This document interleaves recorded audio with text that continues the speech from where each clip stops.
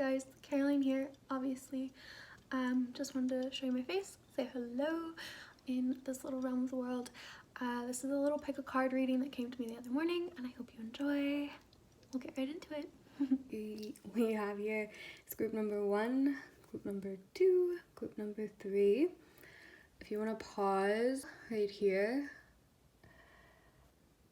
go ahead and take a moment, see which cards call to you, and then I'll link in the description box the times for where I delve into each of them. Go ahead and pause. Okay, moving 2 and 3 out of here. Group number 1 is what we are talking about. So I'm going to start from the bottom. The first card here is I maintain alignment with my source energy from the Dreamy Moon set. And then we have the 3 of Wands inverted, and immediately what I feel with these two cards combined with the 3 of Wands inverted, it means you take basically the upright meaning and sort of twist it, hang it upside down, hang it out to dry. So the 3 of Wands, even when inverted, doesn't make it a negative omen or anything. It mainly means that adversity is coming to a close. There might be a shift in your sense of responsibility or ability or call to be of service in some way or another. And with that, and the idea of you being in alignment with source energy, then it could be you're feeling pulled towards a new spiritual calling or means of being in service in a way that channels the divine, or serves the greater collective consciousness in a new form. And then from our Maiden Oracle deck, we have the World, which features some florals on it. All of them do, they're really beautiful. And this particular World card speaks to a sort of cosmic chaos that is allowing you to transform. So that obviously feels so much like a given the state of things, but this means, again, you're working with the collective, be it a galactic collective, Gaia's collective, just within your community, and you're able to transmute the chaos. You're able to dance calmly within it and alchemize and birth something anew while leading into this new act of service or responsibility. And then we drew from the Plant Ally Talisman deck, Chamomile, and this card speaks to being nurtured and held, enveloped through winter. So there's a sense that either you are being held in this process, someone's holding you and nurturing you through it, be it someone in this plane or another, or you're doing that for someone else, and perhaps that's your act of service. You're nurturing someone, holding them through sort of a cocoon period that is akin to winter. And then we have from our Brighid deck, Sheep for Responsibility, and in sum, it's asking you to look back to your childhood when you were a bit closer to source energy per se, and see what virtues you held near during that time and how they were nurturing you then and how they can nurture you now and draw you back into a sense of responsibility that is near and dear to your present truth and calling. So all in all, these cards paint Group number 2. Starting with Dreamy Moons. Ooh, I live in the paradise of my own creation. You see a woman perched on the moon here, living in her dream world and sort of looking away from the moon, which I think is significant.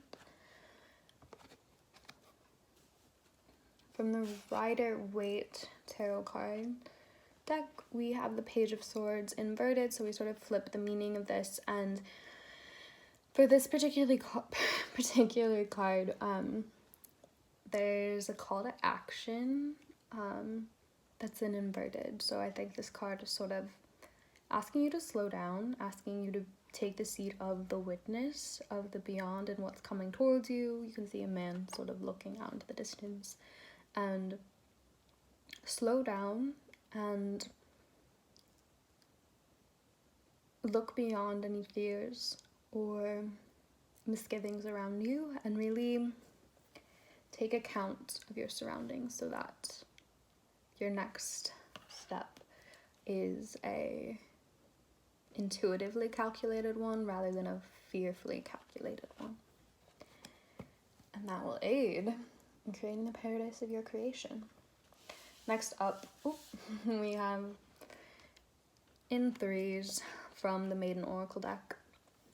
And it features the Amanita Muscaria, which is a sort of mythic, well, it's real, but it's in many, many myths and folklore tales, even religious tales, especially in Europe. This red-capped, white-spotted mushroom, and it is one of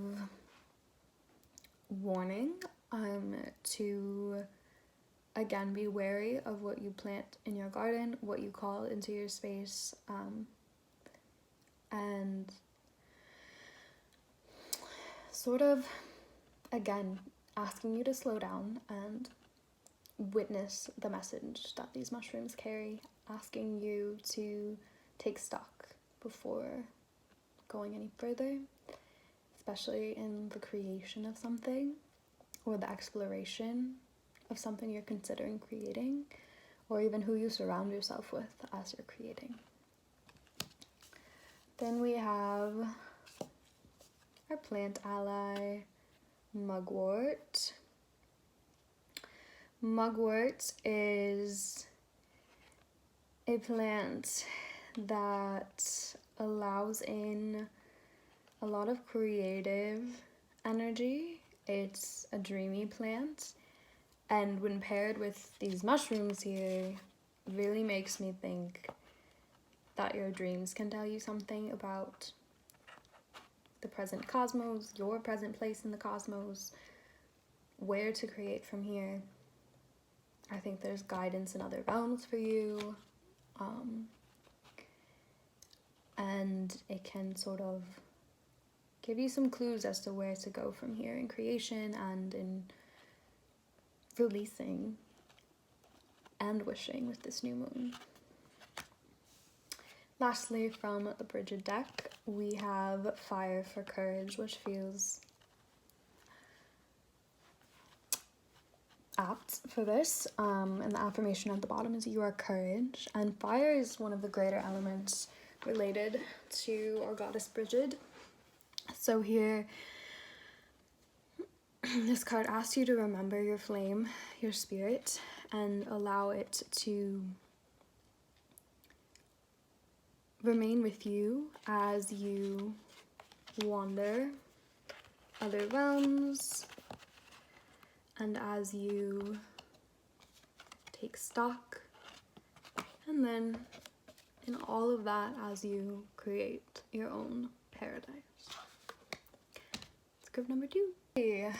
On to you. Here you are. You actually got 6 cards instead of 5 because some just kind of flew at me. So we'll start with Dreamy Moons. I go with the flow and feel my connection to the stream of life. Always a lovely start, and that image of a finger, cosmic finger, just dancing in all of it is really beautiful. from the Rider-Waite deck, we have the sun inverted, and if you're not aware, that just means we sort of flip and turn upside down the original meaning. And the essence of this card feels a bit different from the definition in some guidebooks when it comes to this tarot deck. This, for me, felt like an inversion of the masculine, like a necessary downfall of the masculine, with the sun representing the masculine. So a sort of fall from grace, which I think we can definitely say we're witnessing at this time, a sort of crumble in structures. And paired with the Dreamy Moons card initially, as we build this vision here, there's a fluidity that's coming over us, and that fluidity, when categorizing things, not that we should always categorize things, is feminine. And then this is the card that flew at me, the Three of Pentacles, placed upright, and this card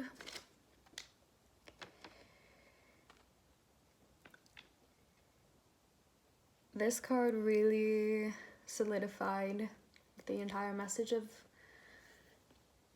your cards here for me as I was channeling them, and the way it flew out especially felt significant, poignant, and it means a time of reign, a time of power for a particular being, essence, and I saw it as a meaning that the feminine was literally flying our way as we sort of ascend into the feminine and witness the fall of many structures and embrace the fluidity that comes and is asked of us during this time. Next up, from the Maiden Oracle, we have an Unchained Melody, and this card, I've drawn it many a times in my year and a half with this deck, and it asks us specifically to defy the fray and clutch, but I've always taken it as sort of defying the fray and releasing, so we're asked to release what we know and find solace in defiance. Some of the greatest works of art and works of resilience and acts of witnessing were brought on through defiance, and this card sort of tells us, yes, this is the way. Go and be as you are, as you were called here to be, an unchained melody. And for me, that feels like the feminine really rising up.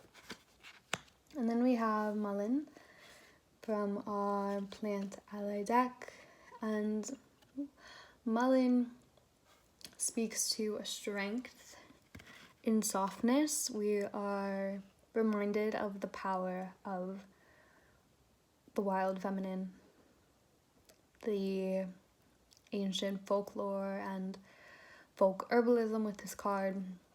It's all too clear.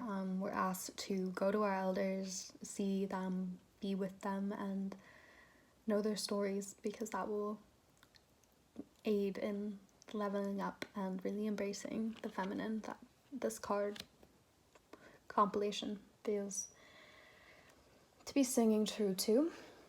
Lastly, our Brighid card is Ireland for pilgrimage, and the affirmation on the bottom says, "You are a pilgrim seeking truth." I realize that's flipped, but you are a pilgrim seeking truth, and this card asks you to embark on a journey and really go there.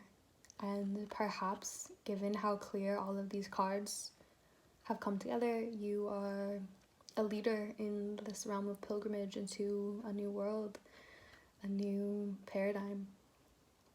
So yeah, all in all, these cards all together seem to be asking you to rise up and flow into the feminine.